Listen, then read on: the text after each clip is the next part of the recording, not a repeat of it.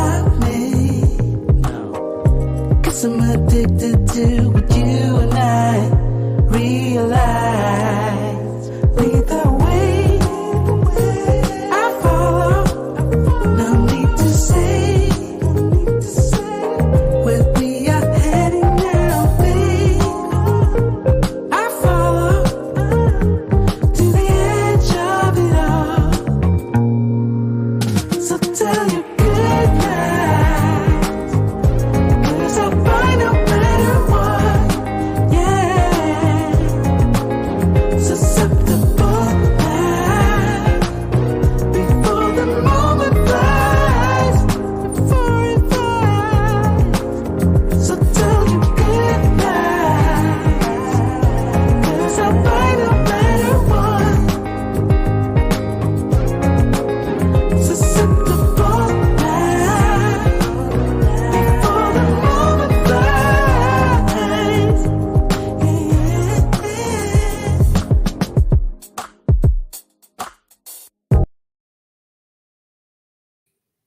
And we are back. Welcome. What's going on, family? Hope everyone is doing well. Oop, let me plug in the laptop because I don't want the battery to go down on me. Hold on one second. But good people, welcome back to another episode of Real Talk Podcast. I'm your host, Jason Brown, the Charlotte agent, and we are back for part two. We are back for part two of a very interesting topic, to say the least. And let me go ahead and get up the presentation here because we're going to jump right into it. And while I'm bringing that up, shout out to Median Man and his show and podcast, to his team. I was live with him on Monday, I believe it was. And shout out to AC Hatchett, the Notary King.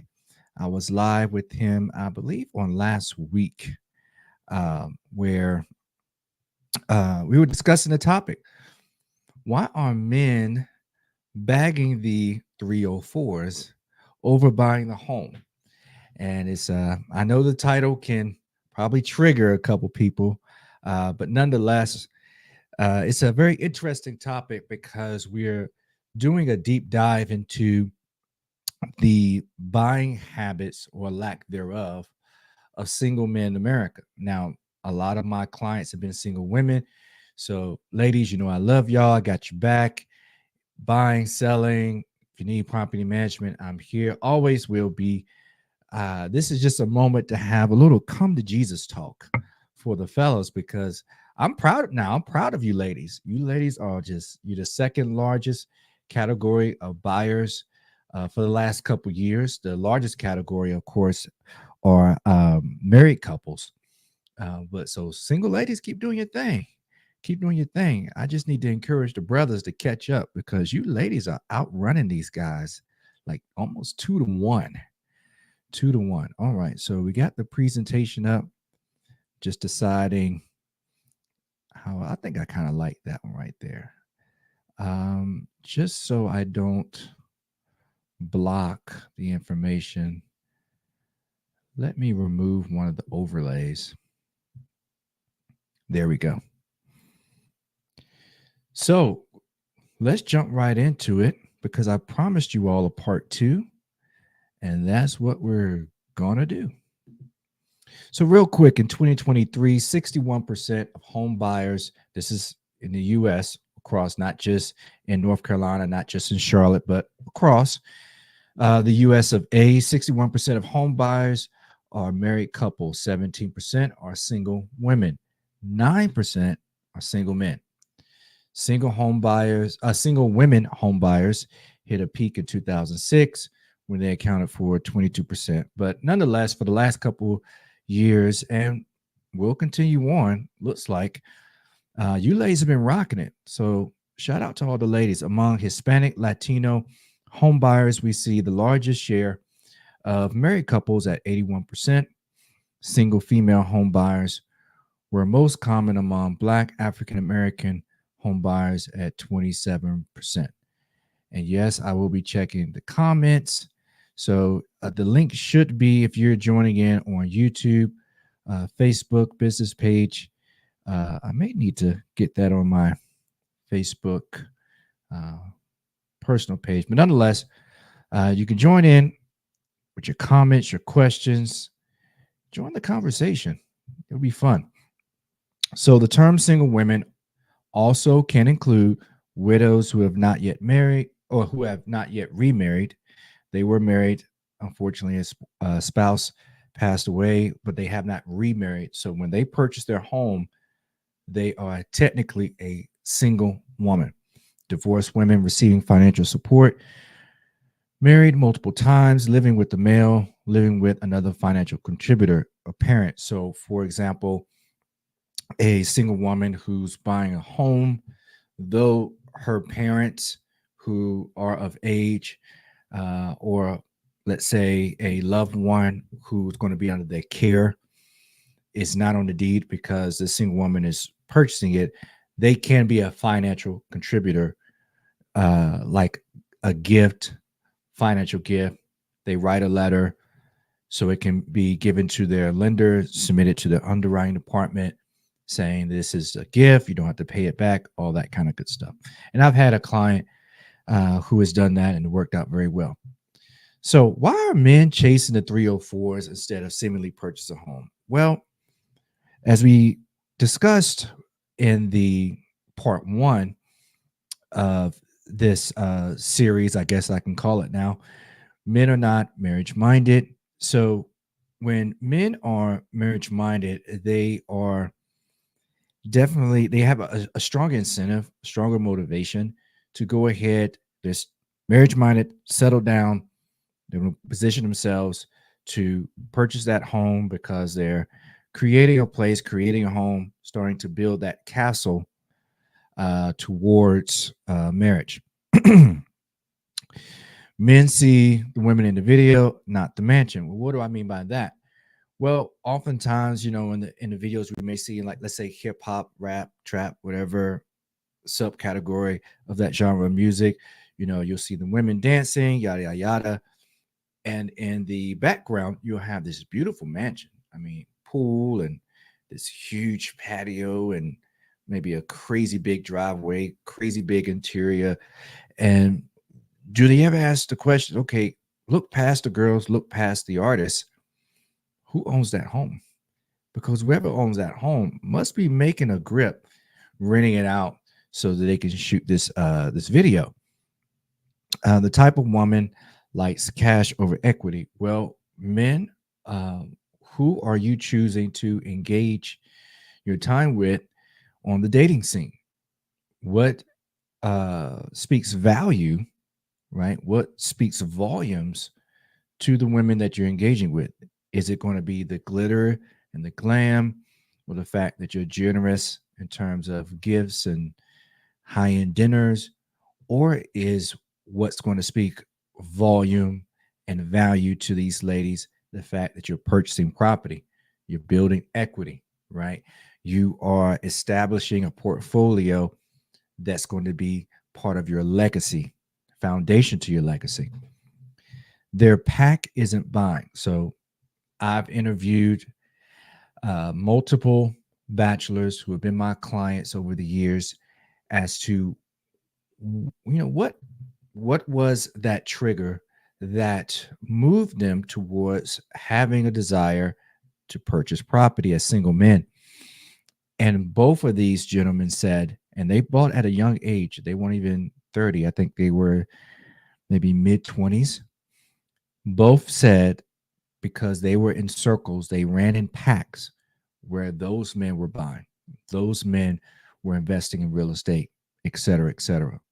So if you show me your friends, I can show you your future.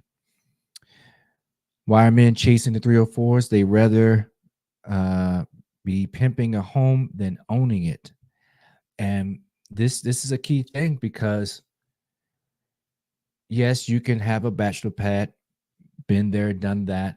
You can have it laid out, been there, done that. But what if that landlord decides not to renew your lease? Now you have to move. You have to pick up put everything on the wagon and head back out on the trail in search of another property to live. And in, you know, places where there's high population density, there's urban areas, of course you can find another place. It's not that it's so hard, but it's that you don't have control over where you're staying necessarily, at least not for the long term. And sometimes for a very short term, because there's no guarantee that that landlord is going to renew that lease. So if you're caught up in, you know, pimping out the pad rather than purchasing property, there's a misalignment, or I wouldn't say it's a misalignment because the initial mindset could be in that direction, and you're achieving that. However, you need to reprioritize. Definitely reprioritize. They don't know how to wife proof the home. So in this country, unfortunately, in many cases and in growing number of cases, marriages have seemingly been weaponized, right? It's individuals can come together with assets that they've already established, acquired, be in the marriage. So they bring it to the table. Should the marriage end, one, and let's just use it as an example because the men's mindset, wife proofing it, the wife files for divorce, and next thing you know, is also seeking for half of the equity, whether it's distributed or whether they have to liquidate it, and they want half, right? Even though they were not a party to that transaction, he may have purchased that home some years before. So one of the hesitations that I'm hearing from men is that they don't want to buy a property, put the money into it, down payment, closing costs, maybe even additional funds towards updating it, rehabbing it. So they have all this invested into a property only to get married and lose a substantial amount of that investment because the spouse was able to come in and essentially take a good, huge chunk through the divorce proceedings.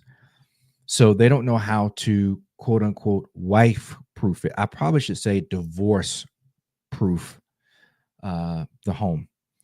Oh, and one quick note, when I was on the podcast for Media Man on Monday, I was describing the 4 components to a mortgage. I said PITI, which is correct. However, I said insurance twice. So if you see that broadcast, here's the correction. PITI stands for principal, interest, taxes, and insurance. And I believe I said principal, insurance, taxes, and insurance. And I think people pretty much got the gist of what I was saying. But nonetheless, it was should have been principal, interest, that's the loan portion, taxes, property taxes, insurance is the insurance you get for the property. All right.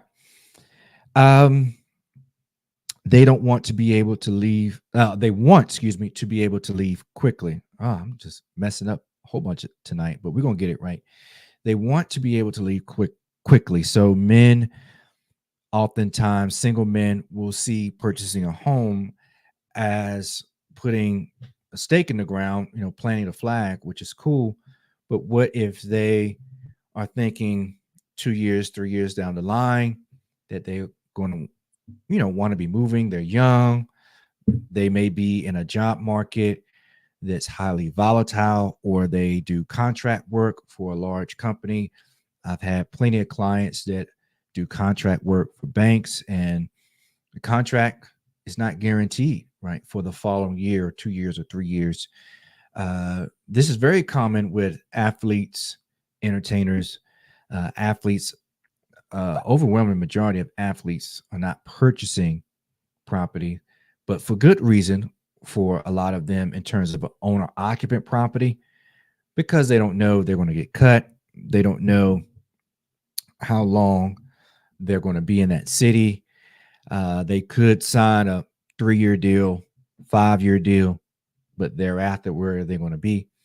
So here's my encouragement. When I talk about purchasing property, purchasing real estate, don't just think as an owner occupant.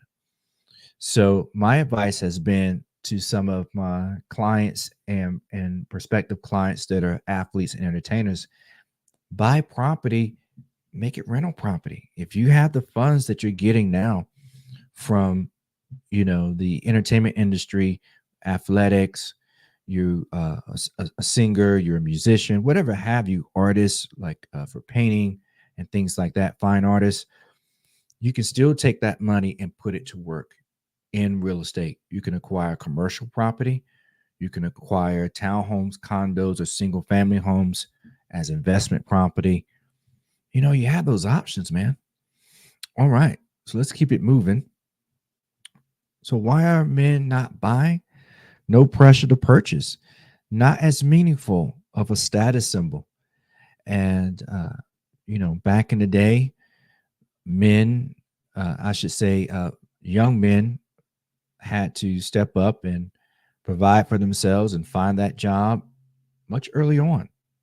So there was a little more of a pressure to really establish yourself at a much earlier point in your life versus nowadays when it can be much later. Of course, not marriage minded, tend to take more risk with their money. So women are typically more risk adverse. They will more so save their money or like to have their money spend a longer cycle or couple cycles in their bank account, in their possession. Whereas men, they'll take that money and be more risk adverse. They'll seek to get the car that is probably too high than what they should be paying, seek to get the pad so they can have that quote unquote bachelor pad. In terms of investments, they may go all in on, cryptocurrency, day trading, things like that. Now, without risk, there's no reward. And I get that.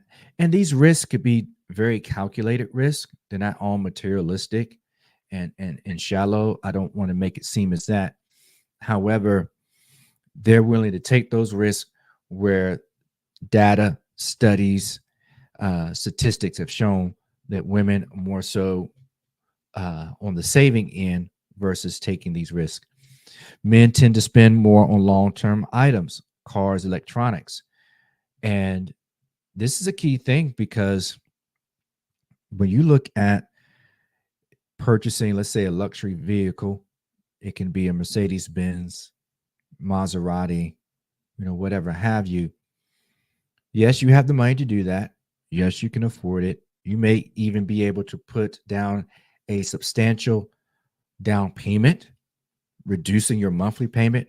However, the upkeep for those items, those toys, seemingly, I mean, the oil change on a Maserati is a much higher price, much different price than an oil change on a Nissan, because you're having to take that Maserati to an exotic, let's say, a repair shop that specializes not only in exotic cars, but specializes in that Maserati or that Audi or that Mercedes Benz or that BMW. You're not going to necessarily take that to the franchise, mechanic establishments to get an oil change your timing belt, do your service checkups, 100,000 mile checkup and things like that. So I've been there and done that. Let me check to see if there's any comments real quick. All right, YouTube, don't see anything as of yet. Let's go back to the Facebook and see where we are on that. Okay, I think we are free and clear. All right. So yes, men tend to spend more on long-term items, cars, electronics, things like that. They'll buy the big TV. They'll invest in the PlayStation type things. Yeah, it's sad, but that's what the data shows. And what are my sources? National Association of realtors. You can look at Forbes. You can look at Lending Tree. You can look at NARAB, National Association of Real Estate Brokers. They put out a yearly report for African American community in terms of real estate, all things real estate. So other potential variables: younger men are not as handy or know a trade. So believe it a lot or not, ladies and gentlemen, some men they're very discouraged from purchasing property, single men, because they don't know how to do things in the house, right? The responsibility and upkeep of a property is something that may intimidate them. And it's not an overwhelming majority of men on that, but it is a measurable percentage of the population of single men. So many men don't want the responsibility, please excuse the typos and all that stuff, the responsibility of keeping up a home. Well, that goes into knowing a trade, this and that. Men have a longer time, quote unquote, to settle down. This is a key. This is a key one because men and women throughout this beautiful country, United States of America, are waiting much longer to get married, much longer to settle down. And for men, their biological clock is on a whole, it's a whole different clock than for women in terms of having a family and having kids and things like that. So, whereas back in the day, men in their 20s looking to purchase a home, some men may not be looking to do that until their 40s.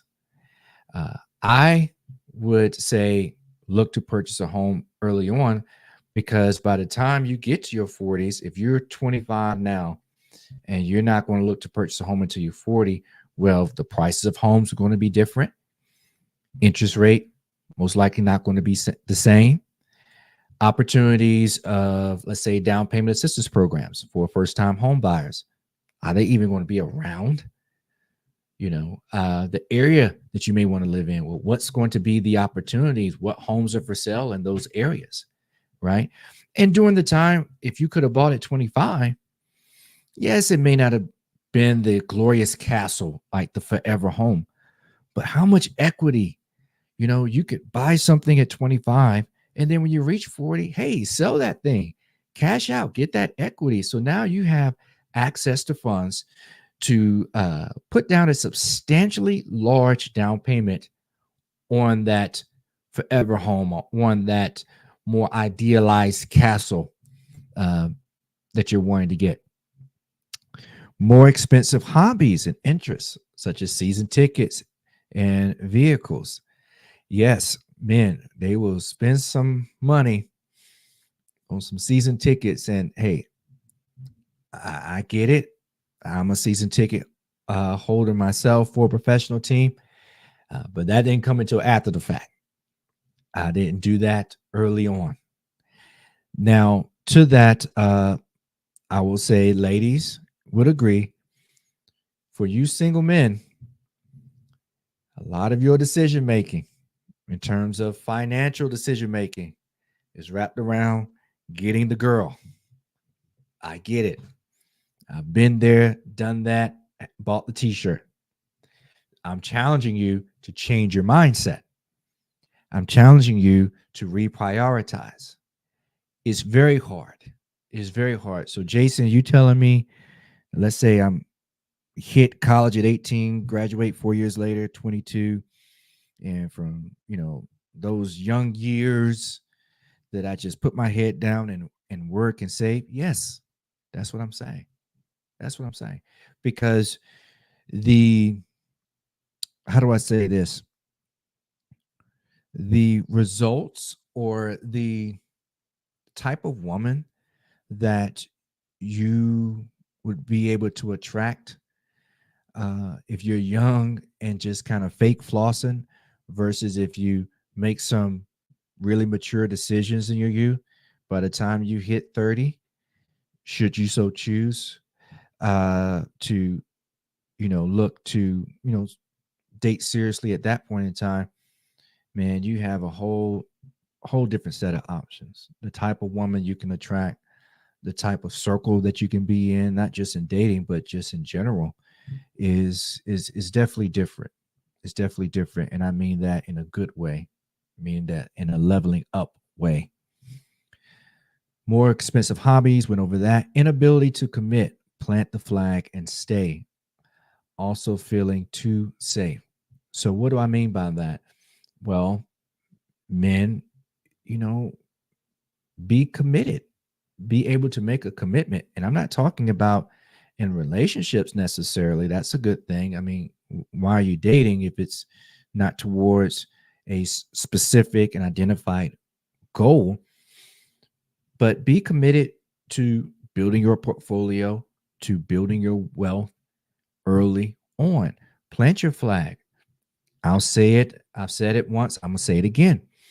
You don't have to buy property trying to buy the forever home.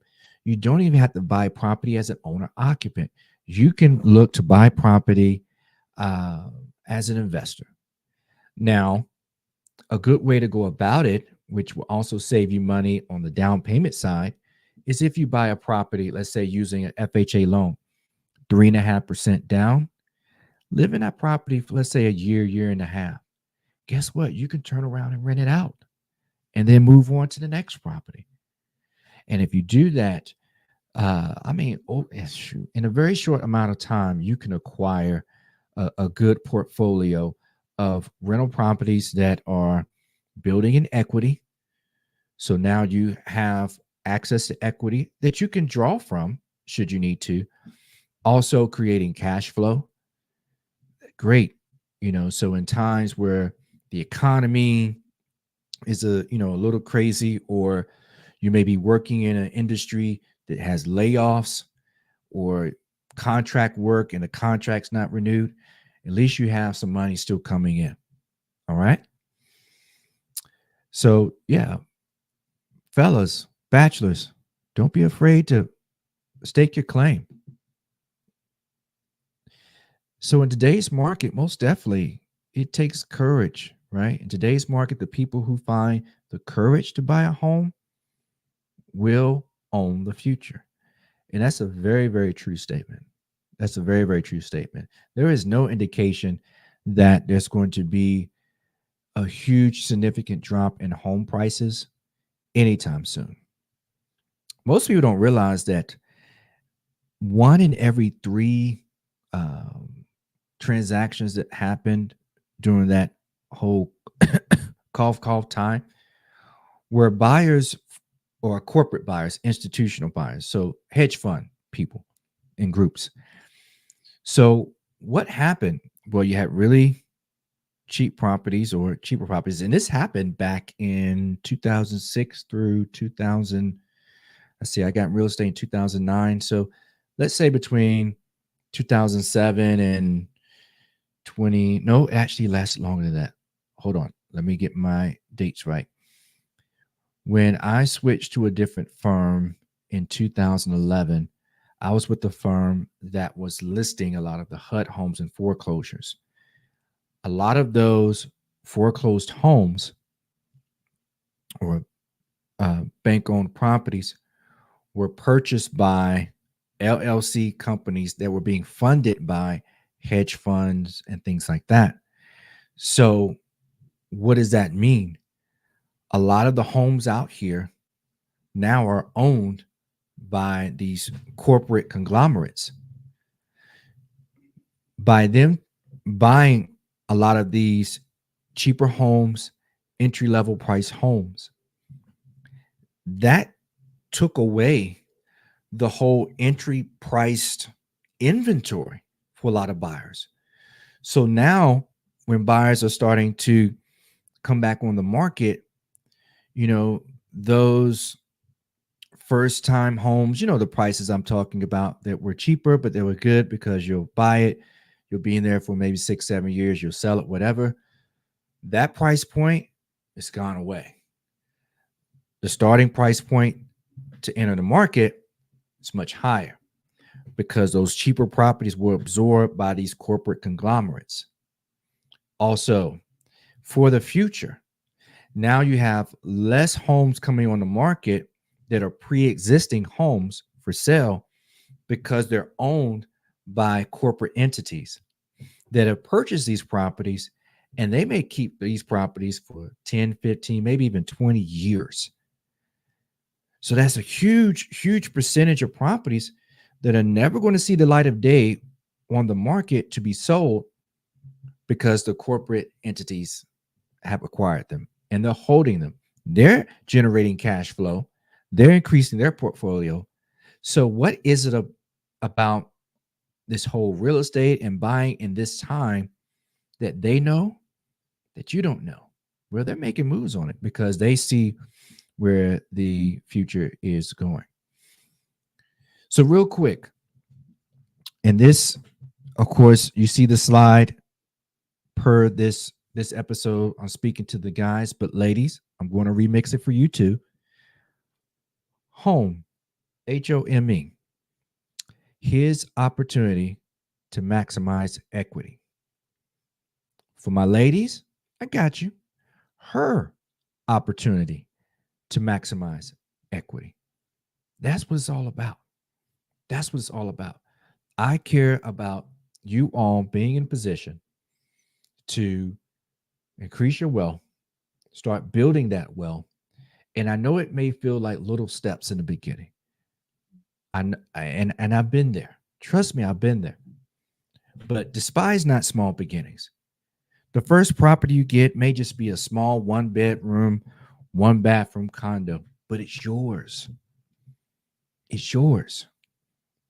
Versus being in a rental that may have cost you less money, will cost you less money initially because there's no down payment for that. There's no closing costs. I get all that. But the rent can go up $200 a month suddenly. You could be in an apartment complex and it goes under new ownership. And now they're going to have a different criteria. They have different community rules that you now had to abide by. Or it could be an individual landlord and they just decide, hey, I'm going to put my property on the market. I'm ready to retire now and cash out, and I'm going to, buy a boat and live on an island somewhere, right? So now you have to go. Right. So it's all about you being in control. And so once again, I hope that this has been informative. I hope that it challenges my men. Ladies, I'm so proud of you. We'll continue to be proud of you. Yep, bring me your business. Any of my single lady clients can tell you that Jason Brown moves with character, integrity. Don't make my honey where I make my money. I'm very professional, and I'm going to make sure you're good with my brothers. And for my ladies and brothers, I don't care about your race. I don't care about your creed. I don't care about your religion, any of that. You're my client. You're in great hands. So for my brothers, looking out for you too, just as much as the ladies. I want you brothers to have an established portfolio, because guess what? Single ladies buying property, single men buying property, you guys come together, man, you're building something special. You're building something special. And I want to see everyone in a position so that 5 years, 10 years, 20 years down the line, you're like, wow, I'm so glad I bought that property. Now we have options. Now we have leverage. Now we have equity. Now we have something that's generating cash flow. All right. So hope this helps everyone. Let's bring back the banner, because I like that banner. That's an overlay there. So we're just going to close this one out. I will be going live much more frequently. I've had such demand for that. So I'm going to make that happen. And I appreciate, if you haven't subscribed, you know what I did not do? Y'all, I forgot to put the runner at the bottom. I sure enough did. Let me see. That's what I should have had up the whole time. So it's a lot that I have to operate here. And soon, hopefully soon, I'll have a soundboard so I can also be dropping all those sounds and whatever to jazz it up. I want to jazz it up. I want this to be an enjoyable experience for you when you're watching live, or you go back and you watch the replay and all that kind of good stuff. I want it to be very cool experience. So, but having said that, I need to get out of here. Got another appointment to go to. I appreciate all of you all. Thank you so much for